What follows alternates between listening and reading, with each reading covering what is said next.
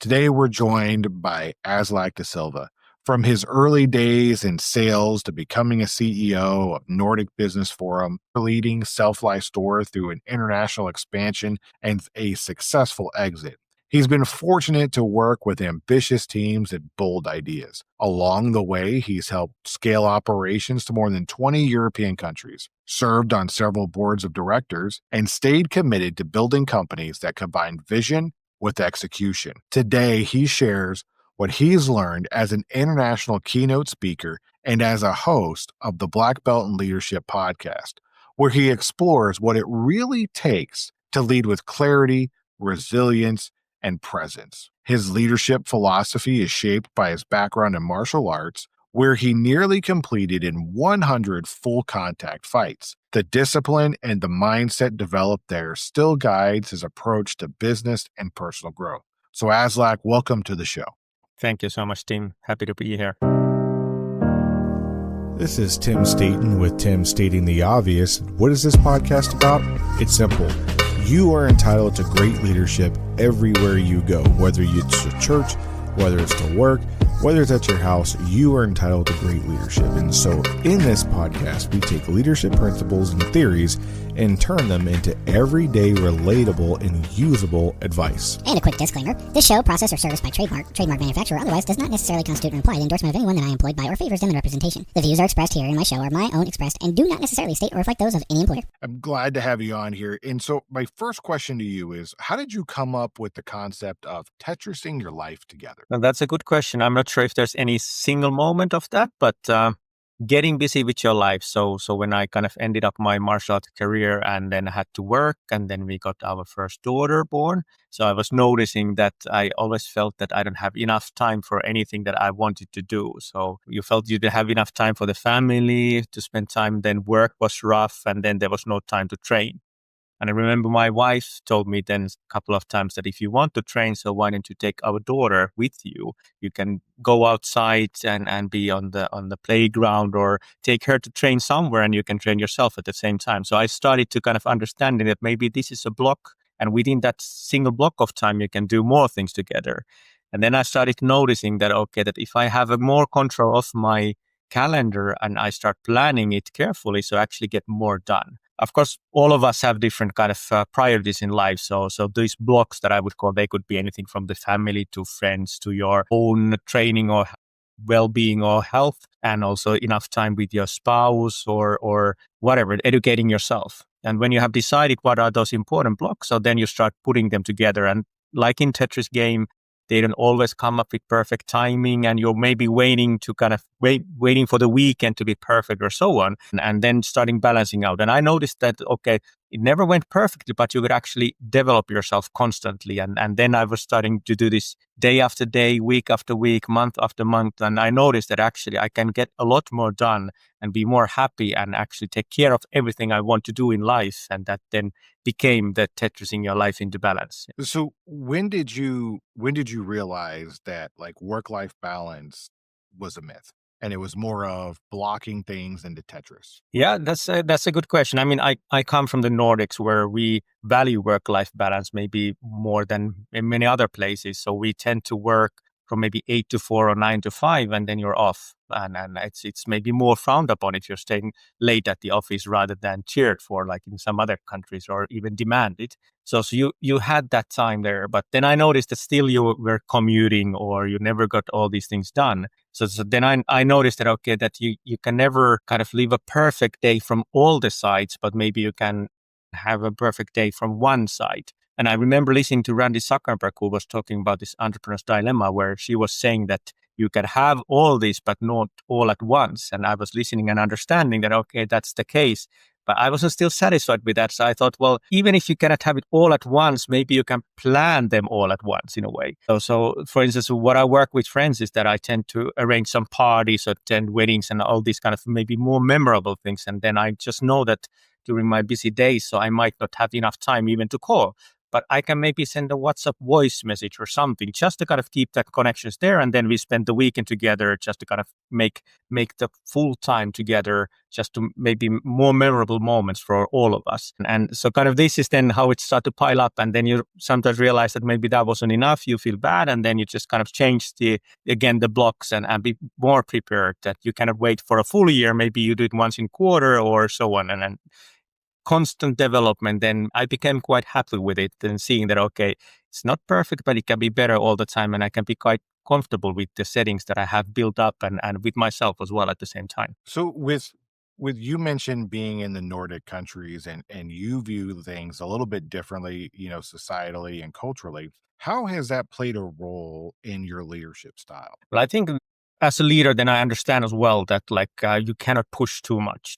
So the way I try to kind of fill up my calendar, actually, I'm not even working from 8 to 4 or 9 to 5. I actually work from 9 to 3. And then the morning stuff is more for the family and preparation. So I tend to actually, when I wake up, so I take care of my body. I do some kind of yoga exercises. Then I start learning something new. Then I come to the office or with my laptop, then work more effectively on that time. And then again, gives more space for me, but also for the others. So when you understand that we all have kind of stressful lives as well around the work as well. So then you understand that, okay, well, when we work together, so maybe there are studies saying that you can only focus for 4 hours a day, even less. So let's spend that time carefully.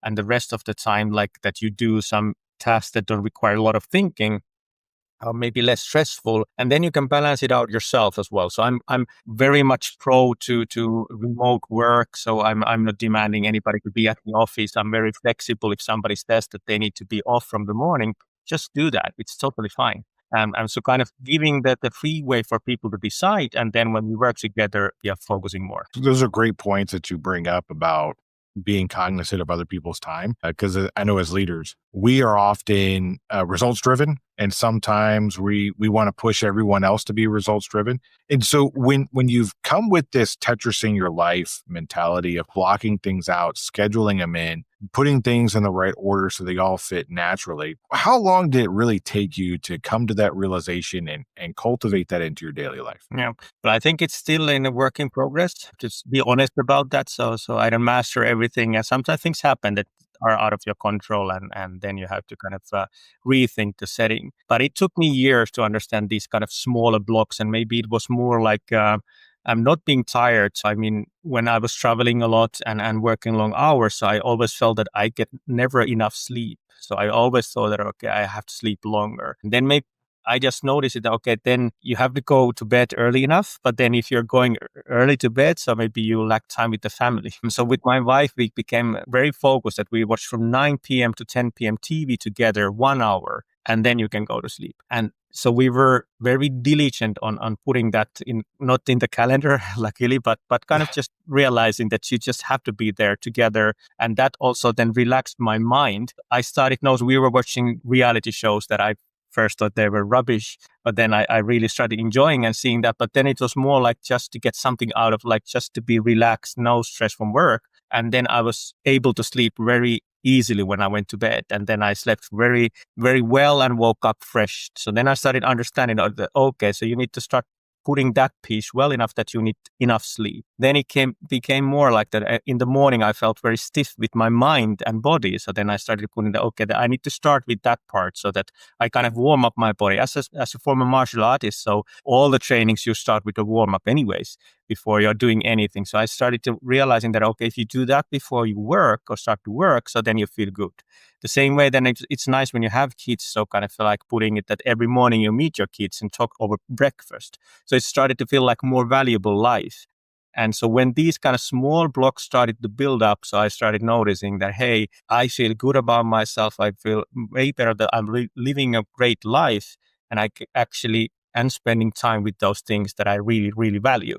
Now, I think, of course, that was like maybe 10 years ago that I started putting these pieces together, and now new things have happened. So now we are very much attached to our phones. So I mean, 10 years ago, nobody disturbed you in the evening when you were at home, but now it's constant buzzing, and then you yourself go to social media to check what's happening and so on. So of course there will be more distractions coming constantly all the time, and then you just have to take it again, maybe a block by block, a piece by piece, and put it together so that you understand that, okay, what am I doing now and why? And then when you understand that this is the family block, so it's way easier to put the phone away. Or if it's your work block, so then you understand that you might be able to tell your kids as well that, sorry, I hear you, I see you, but I'm working now. So those kind of ease up your decisions in those moments, and then you still understand and know that you will have time for the other tasks as well that are coming there. Yeah.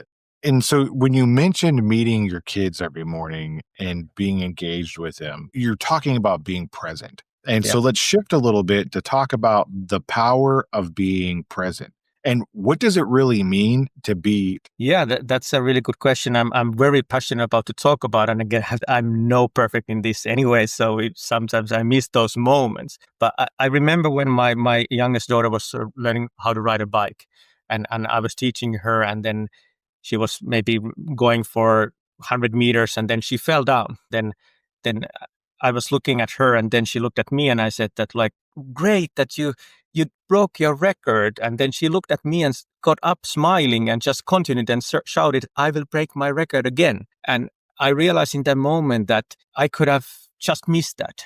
I could have been on my phone or anything. And then I just felt like, how would have she felt at that moment when she was down and maybe hurt? But when she noticed that I was there for her and even rooting for her to continue, so she got that strength and was happy. And we all have these kind of moments where they might not be that big, but you start to remember and how the other person makes you feel. And I think as a leader, that's like one of the most important things that we should be focusing on. When somebody's there interacting with us, or we are trying to interact with them, so when we are present, so the power comes in a way that we all feel that we really care about that moment, and we are really into that moment. And that is what makes a huge difference. And again, like I do keynote speaking, so that's the same way that if you're speaking there, nobody's watching you or everybody's watching you, it feels totally different. And if you speak in a way that people start watching you and start seeing you on stage, then you can really have an impact. So, I mean, it's not about what you say, it's more about how you make people feel, but also how you feel inside. And this all comes from my martial arts background. When you enter the dojo or a fight, so you always bow, and then you get back up in a way that you kind of respect the moment, and you kind of forget everything else. You remember that you are there. And of course, in a full contact fight, so you have to be present there. If you're not, so you're going to injure yourself. Even if you are present, you might injure yourself there still. But like, don't give that for your opponent that you are not fully focused and present. Yeah, it's really powerful about how you tie in the martial arts to it and being there present in the moment. But for people who are not going to get punched in the face on a daily basis when they step into the ring, but you step into the ring of life, like no matter what you do. And so how can we implement being more present on a daily basis? I think it's again I remember about maybe 15 years ago when my eldest daughter was waving at me when I was taking a train, and my wife was holding her there, and then I sat down in the train and I just started focusing on my work. And then I noticed my phone beeping, and my wife was saying that, please wave back at us, we are still watching you. And I felt that moment that, oh my God, I missed that. So you 2-year-old toddler there, super happily seeing the father there on the train. And it was a big moment for her. And I was already focused and thinking of future.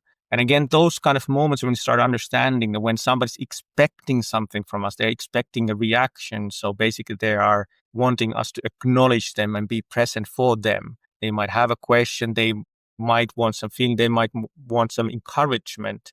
And in my opinion, at least, so when we are present, so it has way stronger impact in those moments, and we can take those feelings and even shift them from the person. And if you think of leadership, so in a way, it's more like helping people to succeed and helping them to overcome their obstacles, or maybe sometimes just a pep talk or motivational, inspirational talk to help them out to kind of accomplish something that they don't believe themselves being able to get. And again, that's the moment. If you're really present there, the people around you will feel that, and that's then the thing that makes it totally different. So you talk a lot about having to be outside of your own head and aware of your surroundings and focused on everybody else. So for everyone watching this and listening to this right now, we are bombarded about everything around us. We got, like you said, our phones, everything is competing for our attention. What is something that somebody could do to say, what is something that they can do to be more present? Yeah.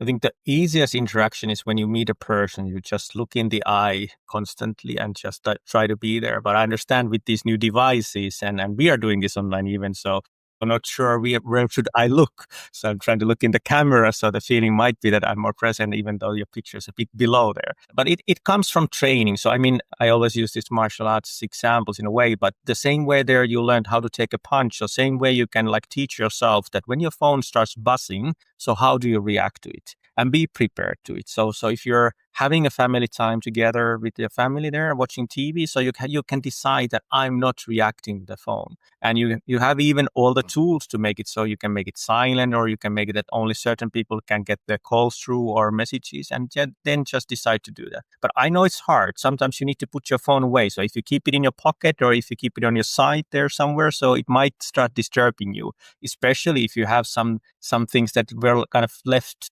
unsolved. So often, especially with leaders, we have lots going on in our minds and we might be stressed. So then we need to kind of get that stress away. Then might be some meditation or breathing exercises. I use a lot of like really hard exercises physically. So what I do is often actually that in the afternoon, so I run stairs or maybe go to the gym and really try to push myself to the limit where I cannot focus on anything else than doing that activity. And that helps then the brain to kind of let go.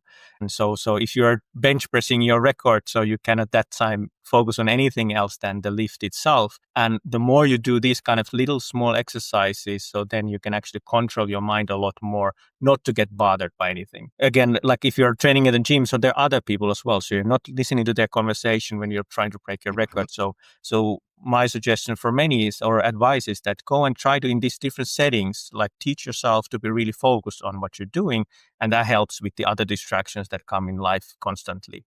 Yeah. Not saying it's easy, but maybe that's somewhere to go. Right. And so you talk about all these things to do, and it requires a high level of discipline in order to do these things. And you come from a martial arts background. I come from a military background. So these topics and the idea of discipline is very easy because they've been trained. But for many people, they don't have discipline and it hasn't been trained into them. So how can we develop daily discipline and to develop these habits and really turn them into habits instead of, okay, I need to focus on this thing. I need to do this. Yeah, but that's a really good point. I mean, of course, it's easy to forget when you have that strong background and maybe you had no option. You were told to do that. So military is especially there. So you cannot decide yourself. You just have to do. And when you understand that, so then it's easy to do it elsewhere as well. But I mean, everything starts with small, so nobody started with strong discipline there. I tend to say that discipline beats motivation, but you need motivation in the beginning. So why does discipline beat motivation in the end is that if you're always asking yourself that, am I motivated to do this? Am I maybe inspired? So the answer is often no. I could do something else that it's more nice. But with discipline, it means that you do it anywhere. But if you let go, maybe the quality control of the discipline in the beginning, that helps you. So you kind of, if you want to maybe get in shape, so it's not about like that was this your best run today. What if you did a run today, it's better than no run. So maybe it's just like in a way that advancing step by step. So just trying to get better, but not maybe demand in the beginning too much. And that's what I see with many people. Like, I mean, all of us know people who start the gym or training in January and then quit by March or something. But that was maybe having too much of a goal and maybe even tying that if I miss one training, so then I lost the game. So it's just step by step going there and forgive yourself of the mistakes and get back as quickly as possible. So it can be very small things every day, maybe eating a healthy breakfast and every day. And then when you get to that, so then eating healthy lunch. And when you get to that, so maybe it's morning exercise and so on. And it starts to build up. So it's like a muscle that in the end, you don't even question yourself. You just know that, hey, if I want to achieve something, I have to get to it. And then discipline comes automatically, I guess.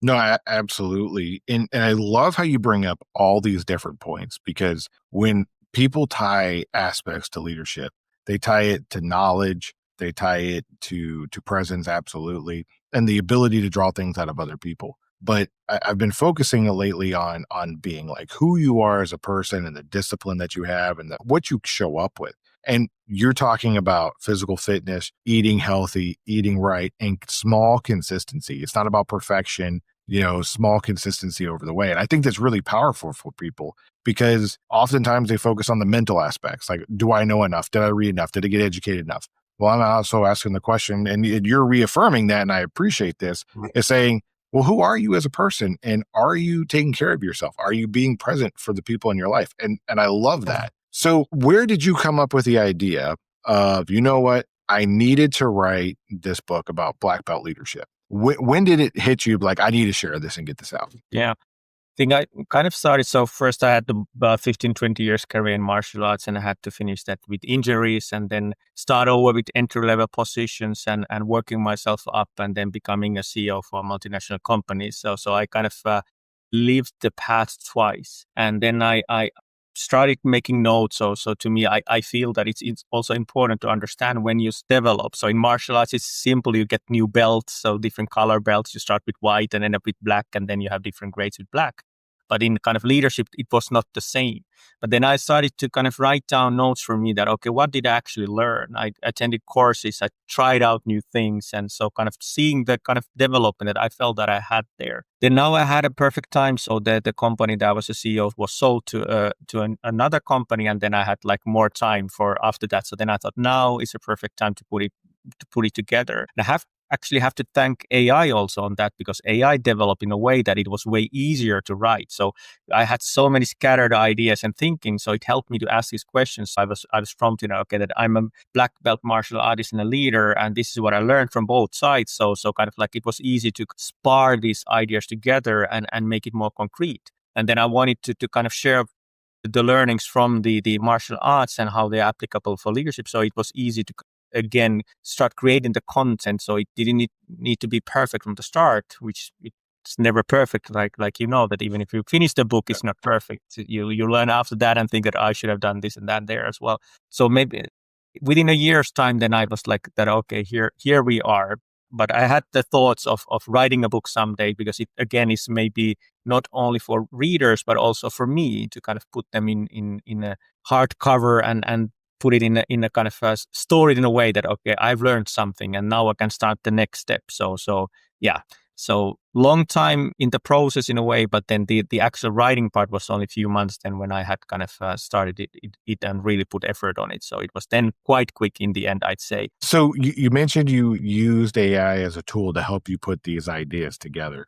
And I like using AI as a tool, kind of like as a secretary or additional person to help you do tasks. So when you were putting these ideas together, and you said it was pretty easy, what was something that you wish you would have known at the end when you started? Yeah, I mean, I got a lot better when I started, and I think the biggest help with the AI was also to kind of keep the tone the same. So it's easy when you kind of have memories from different times of life, so you might tell the stories differently. So that was great help there. So if I had known that in a way that, okay, I can start with just like putting 20 to 30 ideas from the start and then start developing it in a way. So rather than writing full chapters, I'm not sure there probably are courses where they teach how to write a book, but then kind of to me it was like starting from the start, first chapter 1, chapter 2 and go on. But then I realized that actually when I had put this, I wrote it in 20 lessons. So then the AI actually helped me to put them together, that, okay, which chapters are closer to others. And then it helped me actually to kind of divide it in different sections as well, that, okay, so all these things, if I had known before, so I probably would have started earlier and put up probably actually make it even longer book. So it's quite short, less than 200 pages, but I thought that it's gonna be such a long process that I have no time. And then I thought that I need to finish it before I take the next steps and in my professional life. So yeah, had I known that, so probably would have been longer. Not sure if longer means better, but anyways, probably would have put more thoughts in it and different lessons as well. But yeah, happy with the outcome. And I mean, it speeded up the process a lot. And I believe that when I talk with other authors, so I think that that's the dreadful part, when you kind of put it in and then you have an editor reading it and then comes feedback and then you're not sure, like, okay, you have forgotten your thoughts already. And then you have to kind of go back and write again something. So here it was way quicker to kind of prompt it in a way that if you were an editor, what would you do, or what would you comment here? So you can do that your own pace as well. So which helped me a lot. Yeah, it's interesting because you can go to one editor, get different feedback. They'll give you like 5 Yes. edits. You go to another one, to give you 5 different edits. And I think AI, helps keep that all manageable. And you brought up a great point about making sure it's not perfect and it's the process. And did you learn that from your martial arts training and background, or is that something that you just kind of found out along the way? I mean, martial arts in a fight is, even if you're the best fighter in the world, so you get punched in the face. So then you realize that wherever you do in training, even if you're the best, so you all make mistakes and those happen. So yeah, still you want to get better every day. So and you want to learn from your mistakes. So I think that comes from the martial arts background, which is then for some people hard to understand. You aim for perfection, but you understand that you never achieve that. But still, and every day you go train many hours and try to kind of become better.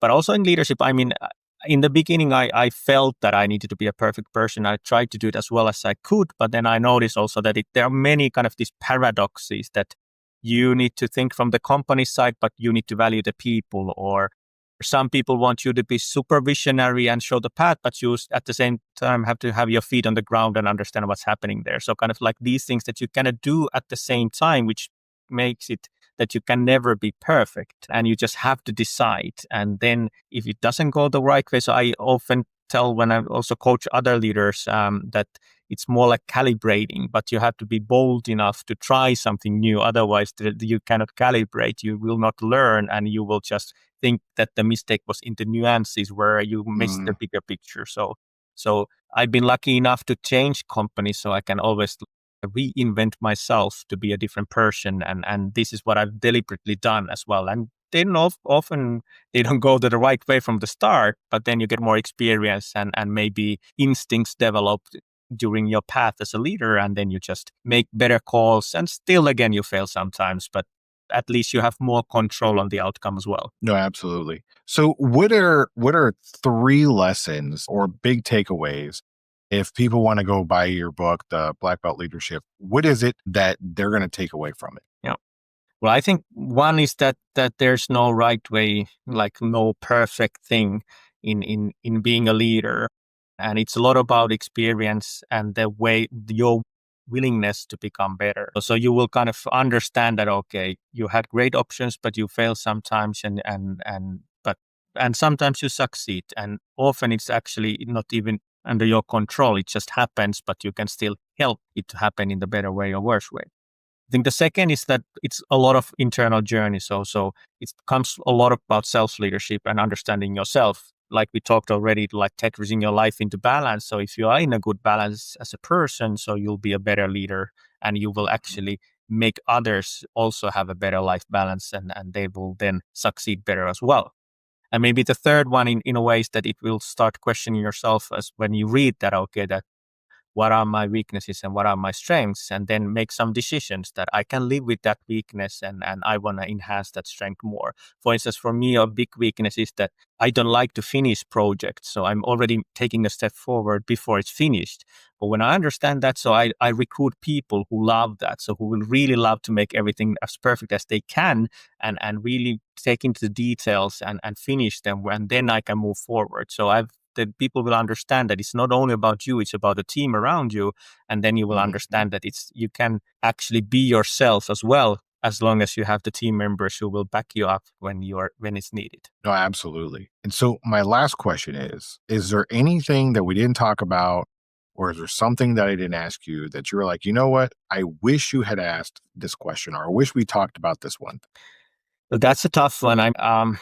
I've been super excited lately about talking about like leadership instincts. So in a way that how to develop them and just like that being bold enough in a way that try out, fail, and learn from that, but also succeed and learn from that. I actually believe that many of us are afraid to succeed to our full potential. So we start piling up these kind of excuses before they happen, and we tend to look at these more than the ways to succeed in the end. So we all, of course, wish to succeed and be the best we can, but we tend to kind of have that excuse in the back pocket there that we are ready to put it in when we fail or don't succeed. But not sure if that's something that we should have covered here, but that's maybe what I've been thinking lately. No, that's a great point. So let's talk about that for a second. What do you feel? Do you feel it is people are afraid to succeed, or you think they're more afraid of failure? Well, I mean, it comes like I'm again like maybe sports analogy that if you were put in the world championship ring fight, so I think we would,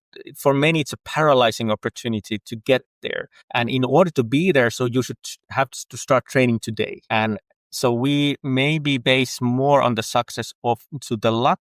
That we believe that when the opportunity comes, so we will be lucky and win rather than start today to train for that. And that's what I maybe call being afraid is in a way that put all in from today onwards to be there rather than kind of like believe that it will happen. Yeah, maybe I at least I see people around, and when I talk to the even leaders that have made it there. So often it's not about like if you really want to succeed, so you should start today and just focus on doing diligently and with strong discipline as we talked and get there. Yeah. Not sure if you agree. No, I do agree to that to a certain extent. So I believe that most people, they want to succeed. However, the difference between an amateur and a professional is a professional does something more often than the other person so that there's no opportunity for failure.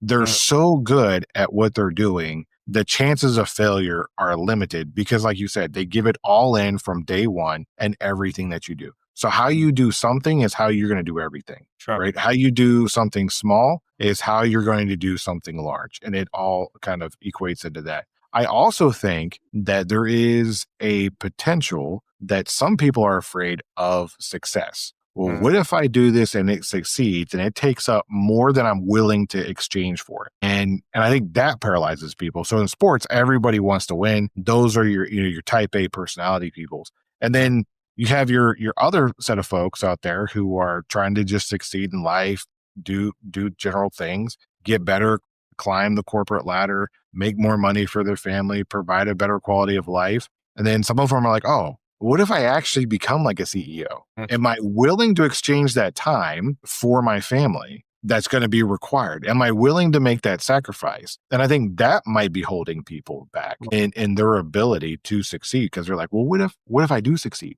Am I willing to pay that price? Yeah. I mean, what is your experience? Yeah, but I mean, I think you put it well there. So kind of like maybe it's not about if you win a lottery, so of course you're happy, but you might be still worried of what kind of person you become after that. So maybe that's then, like you were saying, that the sacrifice that you have to make there. And if you're not prepared for that, so then it might be scary. Still, we probably choose that at any time if we were able to choose rather than not to succeed, right? So being afraid of success maybe is the wrong way to put it, but maybe it's more like that you're not willing to put the effort in now and take the risk of success. And then you just maybe too afraid of the investment that is also needed there. Yeah, no, that's a great point. And so those are kind of been topics I've been discussing with folks as well. And I'm glad that you brought it up because you're like, well, we've been toying around with this thing. And I agree. You've got to put the effort in day one. If it's something that you're going to do, you make a decision and go in all in it. Because again, you have to be the person that's capable and able to be the person when the time comes for them to call on you, right? Yep. So in martial arts, right, you're going through the levels. You're a black belt. They call you for a match. Hey, are you ready for this match on Friday? And what's your answer going to be? Yeah, there you go. Yeah. So everyone watching this right now, I really appreciate you tuning in and talking. And also, you're going to find in the descriptions down below all the links to his book and to his everything that he has available. So that way you can get in contact with him and reach out with him. So I really appreciate you being on the show. So thank you so much. Thanks, Tim, for having me. It was my pleasure. As always, thank you for stopping by and checking out this episode and listening to it. I really hope that you enjoyed it. Before we go, I'd like to ask a favor of you if I could. If you could please share this episode with one or two people who you think might like this topic. If you haven't followed or subscribed on the platform that you're listening to and hit all the bells and icons and all the whistles so that you know that when we post another episode, you'll be alerted, please go ahead and do all that before you go. If you got some value out of this episode, please leave a review or a comment so we can help spread the show to other people who might be interested in the topics that we've talked about here today, but may not have found our show yet. Again, thanks for stopping by. I'm Tim Staten, stating the obvious.